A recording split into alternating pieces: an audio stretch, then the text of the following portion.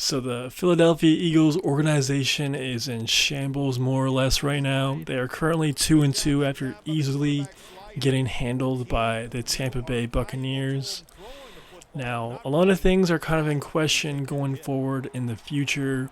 The quarterback position, the head coaching position, OC position as well.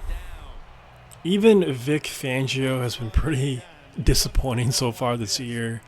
And he was supposed to come in and make this team, this defense, significantly better off the rip. It hasn't been that way at all.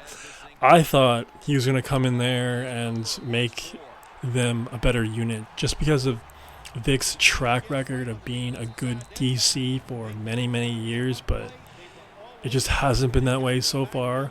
Long season, so he definitely could turn it around, but we'll see, man. We'll see. Now, Kellen Moore has also been pretty disappointing. Definitely some questionable play calling so far. Will he get it going at some point and find a rhythm with Jalen Hurts and this offense? It depends. It really all depends on Saquon Barkley. They need him to be the McCaffrey of the Eagles offense, and if they don't use him enough like they did against the Bucs, then I don't think this offense is going to be very successful, and I think this team is going to have a very early end to their season. So let's just start with Jalen Hurts. I feel like this is almost deja vu for Eagles fans with the whole Carson Wentz and paying him a boatload of money. They also pay Jalen Hurts a boatload of money, and I don't know, man. So far in Jalen Hurts' career, he's only had one good year, and that contract is looking really, really bad as each game passes. I'm almost speechless to a certain extent, just because I really can't see him being a Philadelphia Eagle much longer. I would say 2 years tops. Yes, he definitely has some ball carrying ability, absolutely. But as a passer, man, he hasn't been great since Shane Steichen left. Let's all be honest. Very, very mediocre quarterback. And you take away A.J. Brown, and I feel like he's a below-average quarterback. So let me know what y'all think about Jalen Hurts. Do you see him lasting much longer in Philly? Or do you think he could maybe turn it around at some point? Now for Sirianni, I really don't see this guy being the Eagles head coach after this season unless they go on some sort of really successful playoff run. But as of right now, I don't really see that happening, and I feel like even Eagles fans don't foresee that in the Eagles' future for at least this year. So and not only that, but I'm not even the biggest fan of Sirianni. His just pompous, arrogant way of coaching and the way he rubs it in everyone's face. I just think that's really classless. I feel like head coaches in the NFL should have a certain level of class. I mean, back in the 70s, they used to wear full-on suits while on the sidelines. I think they should bring that back, honestly. But Sirianni is the opposite of that. I really think he's a clown, and I don't think he really adds much to the offensive play calling and just the offense's success. What is he really good at? And I think not having Shane Steichen there really exposed him a year ago. So I'm curious if there's any Eagles fans out there right now that still believe in Sirianni, but you gotta figure that this dude is more than likely done after this year. Really, he should have got fired last year, but that's just my opinion. Now, looking forward into the future for the Eagles, there's definitely going to be a lot of head coaching candidates out there that are somewhat intriguing. Belichick, Vrabel, Ben Johnson. If I was Howie, I would definitely lean towards an offensive-minded head coach just because you're kind of tied up to that Jalen Hurts contract. You still have Barkley for another year, too. And you still have A.J. Brown, Devontae Smith, Dallas Goedert. Like, it's a good offense. It's just you need somebody to mold it all together and to make it all work and gel properly. Kellen Moore, Sirianni, those guys aren't really qualified to drive that offense. If you really add someone like Ben Johnson, I think that would be really exciting for the Eagles and Jalen Hurts' career. I really think that dude could maybe save Jalen Hurts and the Eagles. I'd be really, really excited if that happened, and I'm sure a lot of Eagles fans would be really excited too.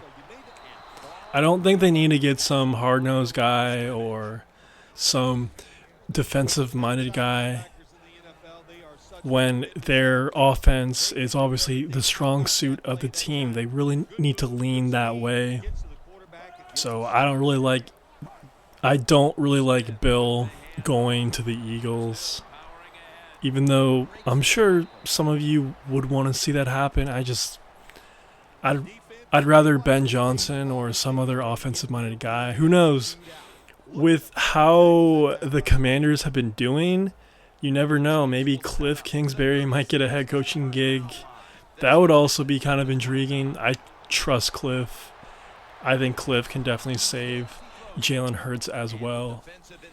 And that's the thing too, man.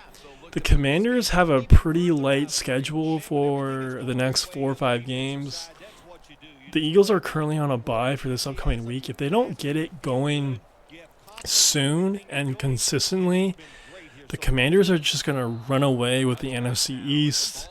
I'm actually pretty excited for that. It's been a while since Washington has won the NFC East. Good for them. Good for Jaden Daniels. Just such a great player to watch, man. Such a treat. Yeah, man, let me know, Eagles fans, are the Eagles in trouble? How in trouble are they for the rest of the year? Do you still believe in Jalen Hurts and Sirianni? Let me know in the comments below. And who would you want them to hire for their head coaching vacancy in 2025? Let me know. And I know it's early on in the season, but with this point, with just how the rest of the NFC looks, I'd be kind of surprised if the Eagles did make the playoffs. Because right now, off the top of my head, we got the Commanders winning the NFC East, Detroit, Minnesota, Tampa Bay, Seattle. It's 5 right there. And then, so 2 more teams. I'd say either the Packers and the 49ers, or maybe the Cowboys, maybe the Eagles. But it's really competitive this year, and I really think they're going to need a lot of wins, so they got to start getting them ASAP. Because I really think a best case scenario for this team is a playoff berth, and that's about it. So yeah, man, let me know if y'all think the Eagles are going to make the playoffs, and we'll see what happens. That's all I got for right now. Peace. There is no doubt when you fake it and try to throw the football down the field, the quarterback's going to have all day to get it done. And it's grabbed by Latimer. And he's taken down, but not until he picks up the first. Tick, tick, tick, tick, tick. That's what we're trying to do. Make that clock keep running down. You got the offense out there. You got a big lead in the second half. Every first down you get shortens that football game. Manziel's completion percentage, 70% on the day.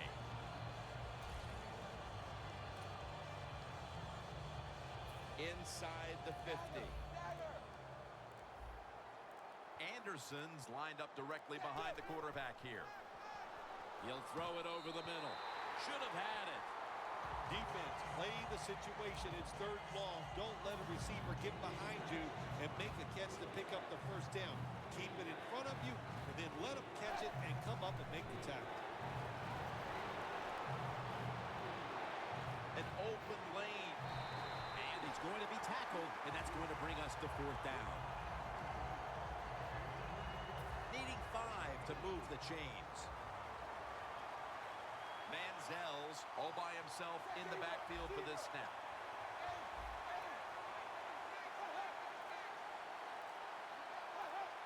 From the shotgun. He's wide open for the grab. That's his first reception today. Got to have a lot of courage to call these type of plays, don't you, Jim? And at that time, even though this team is winning, the coach decides to go for it on 4th down.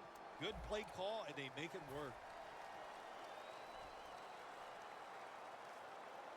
Anderson's in the backfield. Single back set. They run the counter play. He's now averaging 6 yards a carry on the day. Good coaching on the defensive side. Everybody stays at home. They stay in their gap, and they hold that run to a short gain. Trying to beat the play clock. The Broncos lined up in the pistol. And gains